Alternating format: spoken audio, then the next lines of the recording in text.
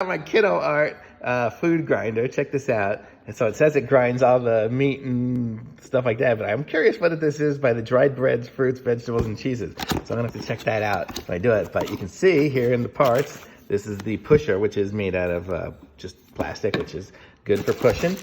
Obviously a cleaning brush too. I can clean everything out. We've got the tray right here. So that's the tray that'll go on top that I can stick all the meat in. We've got the grinding discs here. These are all the different, shapes to squeeze it out of. So you can squeeze all the meat and whatever out of those.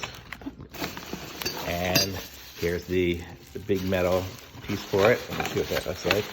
Really heavy duty stuff. Check that out, man. That's a heavy duty piece that's gonna hook into my food processor. Very nice looking, very quality. And here's the sausage thing, so you can fill up, make your own hot dogs or sausages out of that. And then we've got our instructions. So it kind of tells you how to stuff the sausages and how to clean it. All the different stuff about it there. Very nice. It's nice that all the instructions here are in English and we can see them. Very good. Excited to get to use this thing.